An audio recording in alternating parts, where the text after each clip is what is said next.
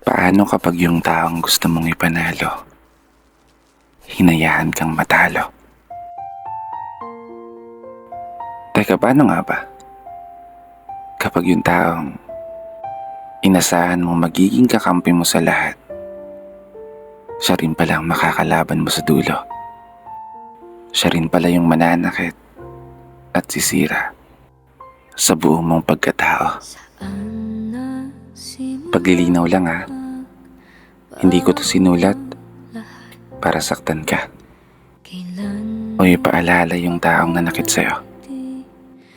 Sinulat ko to baka sakali lang na mapagaan ko yung nararamdaman mo. Kasi hindi biro ang maiwan. Hindi biro ang ipagpalit sa iba. Hindi biro ang umasa sa mga pangako na habang buhay magkasama kayong dalawa. Kasi paano nga ba kapag yung taong minamahal mo ay hindi ka na kayang mahalin pabalik? Paano nga ba kapag tuluyan ng nanlamig yung dating mainit at matatamis na halik? At mas masakit pa doon, yung bigla ka na lang ipagpalit. Paano ka nga ba makakabangon muli? Paano nga ba paihilumin yung sugat kung sa tuwing ipinipikit ang mga mata ay palaging imahe mo pa rin ang siyang bumabalik? Oo, naiintindihan kita sa punto na mahirap naman talaga kalimutan agad yung taong minahal mo ng sobra.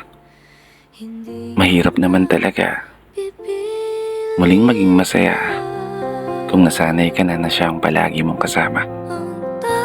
Pero wala ka ng ibang magagawa kundi kailangan mong tanggapin ang lahat at maging matatag hanggang sa araw na humilom ang mga sugat at muling makausad na sa paglalakad ay wala ka ng lilingunin na alaala.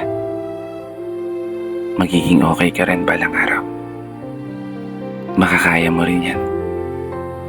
Mas mabuting gawin mo ngayon, mag-focus ka sa sarili mo at mas mahalin pa ang sarili mo. May dahilan ng lahat kung bakit nawala sa'yo. At yun ay marahil sadyang hindi pa para sa'yo. Palagi mong tatandaan, ang pag-ibig ay isang sugal na minsan pwede kang matalo at pwede kang manalo. Magtiwala ka lang sa kanyang mga plano dahil darating din ang araw, mangyayari din lahat higit pa sa mga hinihiling mo. Isang mahigpit na yakap